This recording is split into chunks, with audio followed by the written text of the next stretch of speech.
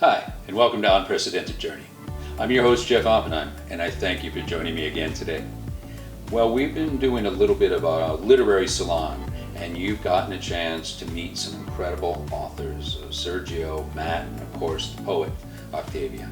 And Christina Chiu has been our curator throughout this whole process, so you even got pearls of wisdom from Christina too.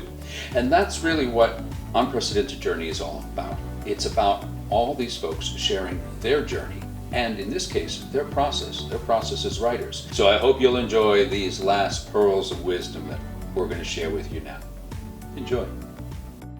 My inspiration comes from really being actively, aggressively curious about the world, about people, and about really being a vehicle, not imposing your own will. Of course, it's your mind and your perspective, etc. From, in my case, growing up extremely poor and then, growing up on the border bilingual and then jumping to Harvard and Yale and that huge leap and what happened to me. But it's also about trying to learn from other people and listening to them. So I get a lot of inspiration simply by listening and paying attention to people. And by the way, most of them are not writers at all. Simply to understand a character motivation, you have to be interested in people. You have to be looking at, why do people do these things? And you talk to them and you listen. And most of it is listening very aggressively and asking questions and hoping they don't say, get the hell out of here, I don't want to answer any more of your questions. But it's about this aggressive curiosity that I think you have to hone as a writer. You have to be interested in the bugs that are walking by you as you're taking your 3-4 mile walk every day, the birds around you and what's going on and how they're seeing the world, how they're actually communicating with each other, the people you meet on your walks and what they're talking to you about, and the little either jealousies they have or the little fears they have, and just being attentive to the world around you and asking questions and really being a vehicle to try to understand it. And so for me, that's where I draw my inspiration. If I am sitting in front of a computer and I'm getting nothing done and I don't know what to do, I get out there. I go out of my room. I go take a walk. I go visit some friends. I go do some work for other people. And then I listen, and invariably I find a story or I find something really fascinating that I never thought about, or a subject that I never really encountered, and I want to learn more. So that prompts my curiosity. So I think any writer, you can't just sit in front of your computer. That's what you do most of the time when you're writing. But to get inspiration, I think you need to get out there and you need to be professionally curious, aggressively curious, even as you get older. So, don't assume that you know everything. Don't start looking at the world with what I call cliche-ready eyes. Purpose is an important word. Like, why are we writing, right? Why are we writing? What do we hope to get for me, a lot of my writing focuses on relationships within the context of global inequality and how that manifests, how people are transformed from other cultures by meeting each other. That's what fascinates me. And of course, I don't care where you are in the world, even in my lovely city of Philadelphia, that's going through a really incredible time right now. We have so many diverse cultures and stories and kinds of people. And it's like, I just want to know every one of them. I want to listen. I want to hear. I want to celebrate. I want to document. So I just feel like I'm just in this sort of surrounded by this richness. So for me, important words are fidelity to your practice, community in terms of some body in which to support you, and you lend support. It's a mutual thing. And purpose, like, why am I doing this? And I feel fulfilled that even as my little small community writer, I have 3 poetry collections out. I've had some sort of widespread connections outside of my city, but I'm just and of course in Cote d'Ivoire. But I really feel it's important for me to be really entrenched in my community, um, and and for them to feel my presence. To me, the writing life is a long haul gesture. It's something that it's not sort of just immediate. Um, Many years ago, a friend of mine, he had a very successful first book, and I was talking to him about his next book, and I was like, "Are you nervous because your first book was so successful? Do you worry that this next book won't do as well, and what will that mean, and all that?" And he had a very good response that I remember since is that it's not about a book, it's about an artistic journey. It's about a larger career. I was told that after my first book came out that I better get cracking on my second book, right? And that just did not work for me, because I think some writers can do that, but for me, a lot of it's the journey. The joy of writing is in the journey, and some of that is actually anguish.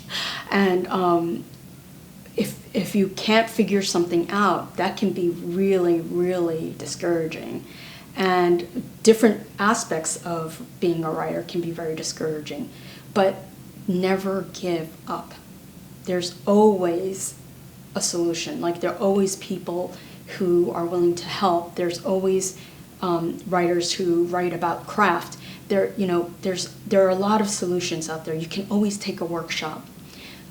So that's my number one most important piece of advice. Finding my joy on the page, feeling like this is something that is feeding my soul, that allows me to write. And feeling like, I'm coming to the page and everything is going to be incredibly difficult, and I'm going to walk away feeling like a failure, and and like wondering why I'm doing this with my life and all that, then I'm not going to write. One thing I try and tell my students all the time is typing is easy, writing is hard. If I locked them in the classroom and said, I want you to type 10 pages, they could do it in an hour easily. The reason they can't do that when they're going to write fiction is because they're not typing, they're trying to write. And, writing in part means having a connection and faith and enjoyment in what you're putting on the page. Writers sort of are somewhat of an ornery, independent, loner type bunch. And so I don't really look to them for support. Most of the support has to come from you and your family, and then maybe a few writers will have that mentality of being really good people who want to help others. But most writers are by themselves, working by themselves, and are not necessarily, the touchy-feely, let me hug you, while you work through your novel draft. Writers aren't going to do that. Now, though I may write initially in isolation, my whole creative process is not done in isolation. I'm a person that needs community. And I'm going to tell you, wherever I've lived in the world, I made it a point to nurture a community of writers who can give me feedback, who I can be inspired by their work before I present it out to a larger audience. So that's very important into my sort of creative process. When I'm working, I'm not thinking and putting all of my hopes and all of my ego and ambition into one project. I'm looking at every project as a step on a longer journey. And that takes a lot of pressure off, and allows you to just keep going. So on that journey, I do think about individual works as an opportunity to explore, this type of writing, an opportunity to explore first person, an opportunity to explore, using history within fiction, whatever that challenge is, with the larger understanding that it's not just a challenge on the individual project, but that it's a challenge to grow in the larger sense of your writing life. I do think in order to write long term at some level, you need to get a cookie. And what I mean by that is you need something back from the universe.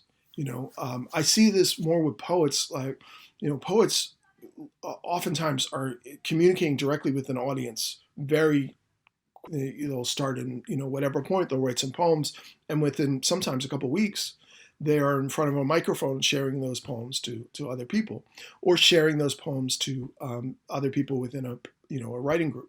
It's also very important for me to expand my audience. Though I love when my poetry friends come to listen to me, I don't just want to read for other poets. It is important that I may read in I live in the Penn Drexel area. I love reading in those venues. But I'm in the Irish pubs, I'm in the churches, I'm in the schools, I'm out on the streets. And our job is really to kick the ass of the other writer. And they're really good friends of mine, but they tell me what the problems are. They tell me what doesn't sound right. And I do the same thing with their manuscripts. And that is actually a form of support, although it seems like tough love, but that's exactly what it is. I'm enlisting them because I admire their work. They're willing to read 200 to 300 pages of my work. And I do the same thing for them and give them copious notes and responses. And I try to be honest. I'm not trying to be their friend. I'm trying to tell them, this is a problem. Before you send it to your editor, fix this problem. So that's the kind of support group and inspiration I get. And it took me a while, by the way. I think I had to become older. You see the gray hair? and more mature to accept that kind of help, to believe that these people, there are a few people in the world, whether they are editors or whether they are other writers, colleagues, who are kicking your ass, but it's actually good for you, and it's good for you to listen to them and see that the problem that they're telling you about, they might not tell you how to fix it, but they will help you identify it. And then it's your job to find a way, given your vision for the work, to fix this problem or to address this issue. Writer's block for me usually takes the form of depression. If I get in a point where I'm not happy with what's on the page, I will become depressed, or in the past I have. And when I become depressed, it becomes very hard for me to return to the page. Because it's not a pleasant experience, and if I don't know where the book's going and I can't see that light at the end of the tunnel, then the entire process of writing becomes damn near impossible, because I don't know if I'm wasting my time or going in the right direction. And I felt if I can't have a general sense about where I'm going, then I can't force it. Because it's like being lost and then deciding, that's it, I'm walking in this direction. Well, that's great if that direction is towards, where you need to be. But if it's not, you just get more lost. So at this point, it's trying to, for me, the fighting the writer's block is trying to loosen up my own emotions about the text. And, think about why can't I write right now? Why can't I connect with this piece? What's missing? And usually that's the question. I mean, I find the first couple days or weeks or months when I'm not writing, it's like, oh, well, I'm just too lazy to write, or I haven't found time to write, But then I start realizing, well, you're just not writing. So why? What is happening with you or happening with the work that you're not writing? And a lot of times that's a really great moment, because it forces me to look at it and say, okay, this part here that's okay is not actually okay. That's what's holding you back. Or this direction here, which you would want the work to go in, it's not going that work. So you just have to accept it. And then dealing with that process. I don't usually get writer's block in the sense of, is the idea even worth it? In part because there's so many books that don't need to be written that get written. So, the universe is already putting up with all that bullshit. They can handle my bullshit book as well. And then, I think for me, the process of writing itself, when it's working, is enjoyable to me. It's one of the most euphoric things when it's working. And I think because of that, I'm able to do it more than some people are able to do it. And I think that's just what it comes down to. It's not that like, you know, what separates somebody who has a bunch of work out there and people who don't is not, I think, an act of will or an act of moral strength. It's related to how much enjoyment you're getting from it.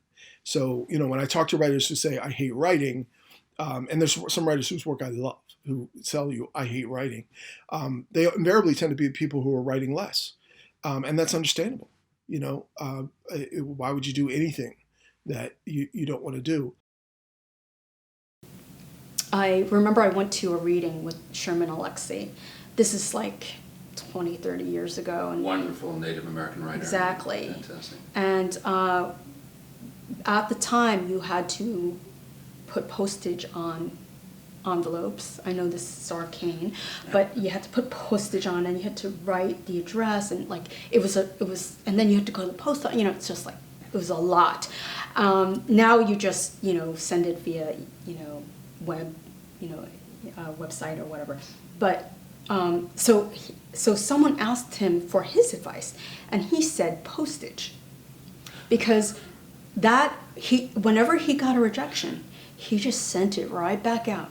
He just made sure he had postage. He would send it back out, and I tell people that because they get a few rejections and then they get discouraged. Look, don't get discouraged until you've had 50. Like, if you can't handle 50, you don't have it to be a writer. Like, literally, that's what it takes. Not every writer is, a Pulitzer writer or has connections at the New Yorker or whatever. You need to accept that that's part of the journey. I've spoken to a young author recently who he's working on his second book, and he's been having difficulty getting an agent, and he said, I've been getting rejection after rejection for my work, my stories and whatever. And I said, well, did you get 50? And he was like, what are you talking about? I'm like, I don't want to hear a word out of you till you get 50. And it really reframed for him how to look at things. And I don't think he actually realized that, wow, it really does take a lot of tries. But when you hit 50, then you can start complaining. Just don't give up. I don't give up with a ton of caveats. Don't give up trying to grow. Don't give up trying to improve. Don't give up pushing yourself. Those are all important. Don't give up as opposed to, you're going to get the Pulitzer Prize one day. That's not real. That's just your ego talking. Those things to give up on. Don't give up on a larger goal, but at the same time, be willing to give away smaller ones. In terms of 3 words I would share in terms of advice, I'm going to go back to fidelity. Fidelity to your practice. You know what? Allotting that time for yourself, not waiting for inspiration, but actually putting words on paper. You can always go back or typing on your computer, however you do that. But allowing yourself a very specific time, a private time, a creative time to do what you have to do. A really good writer never stops learning, never stops improving, never stops questioning yourself about how to get better, how to try something new. 3 words of advice. I mean, the simplest 3 words always read, write, and revise, right? Those are the 3 big ones. And each one of those, when people say read, write, revise, still work as 3 because they're all so important. When you come to accept yourself, when you come to say, you know what, this is who I am. This is where I need to be, and I'm okay at this space. Love After Love by another Caribbean poet I love, Derek Walcott. Love after love. The time will come when, with elation, you will greet yourself arriving at your own door, in your own mirror, and each will smile at the other's welcome and say, "Sit here, eat," and you will love again the stranger who was yourself. Give wine, give bread, give back your heart to itself, to the stranger who has loved you all of your life, whom you ignored for another, who knows you by heart. Take down the love letters from the bookshelf, the photographs, the desperate notes. Peel your own image from the mirror. Sit, feast on your own life. Well, once again, I want to thank Matt, Sergio, and Octavia. And of course, a special shout out to Christina Chiu for helping me curate what was our first literary salon. I hope first of many. So if you have ideas of authors we should meet and talk to, send them in the comment section. If you want to correspond and ask a question or just compliment any of these writers, use the comment section right here on the YouTube channel. I'll make sure it's forwarded to them. Also be sure to like, subscribe, share this with a friend. We're trying to grow our base, and you see the content we're developing here. We rely and we do it for viewers like you. So share it with other friends that you think might enjoy this. Until then, I'm Jeff Oppenheim. Thank you for joining. Stay safe. Stay well.